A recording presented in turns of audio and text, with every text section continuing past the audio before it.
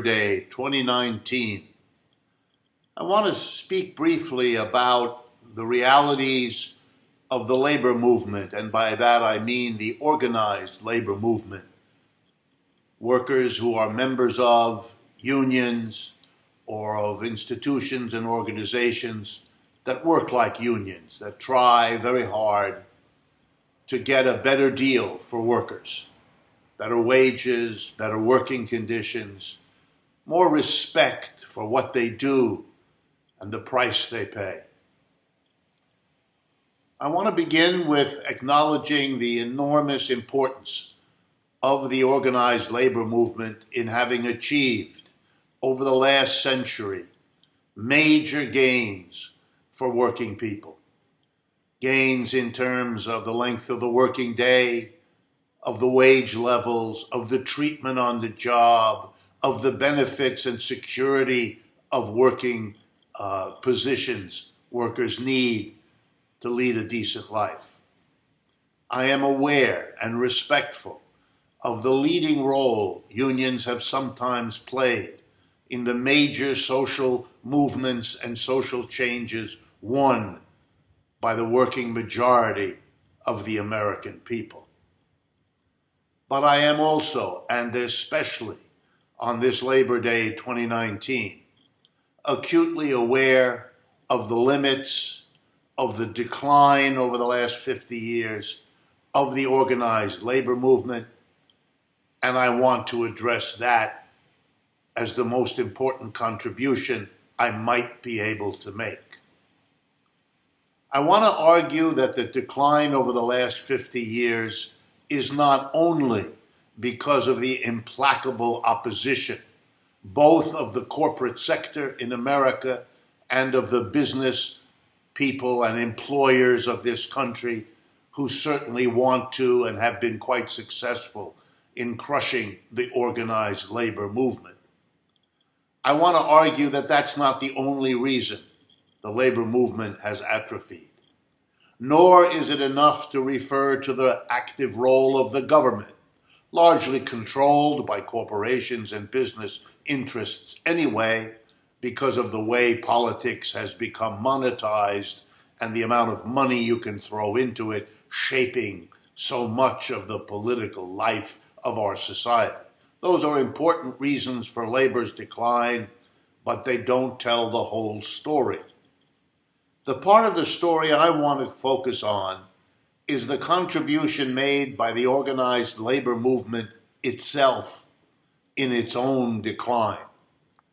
These are things the labor movement has some control over, certainly more than it has over the behavior of its business opponents, the employer class, or the government officials beholden to that employer class. So what is it that the labor movement has done to hurt itself? I think there are basically two things.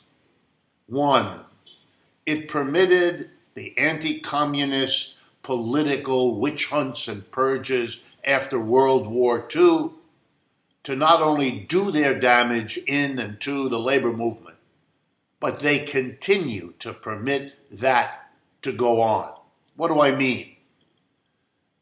During the Great Depression, socialists, communists, Marxists, anarchists, all in huge numbers became good, hard labor union militants, bringing millions of Americans to the labor movement, helping to build most of the major labor unions and certainly the industrial unions that came into being under the CIO at that time.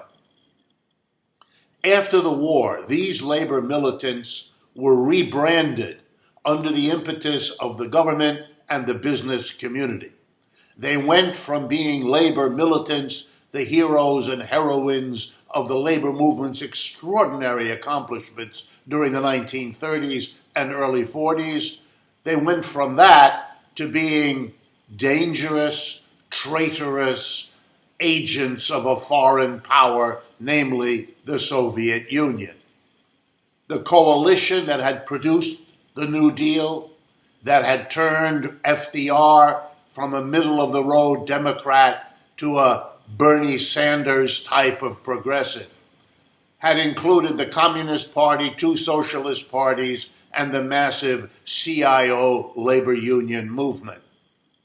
The purpose of the purges after World War II was to break and destroy that coalition.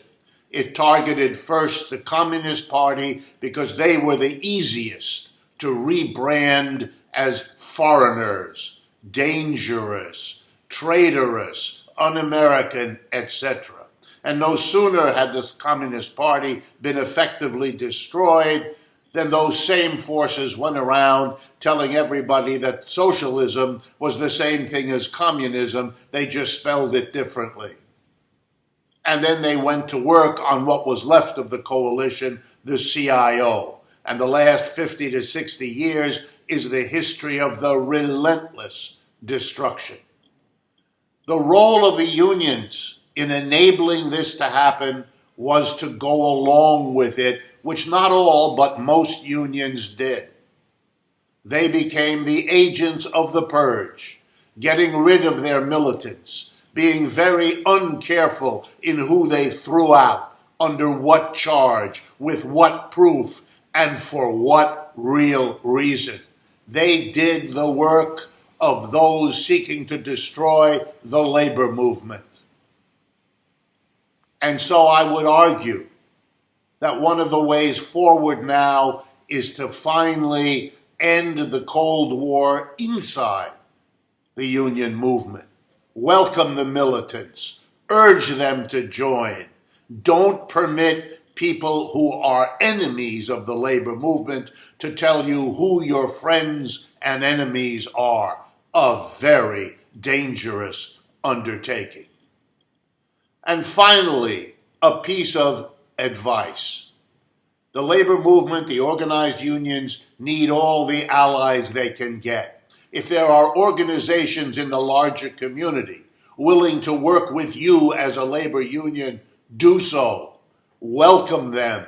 Build these coalitions. You need them as much as those organizations need allies in the labor movement. And even more important, if they have suggestions for changes in your strategies, after 50 years of decline, you ought to welcome those. You don't have to agree, but you have to take them seriously. And let me offer one of my own.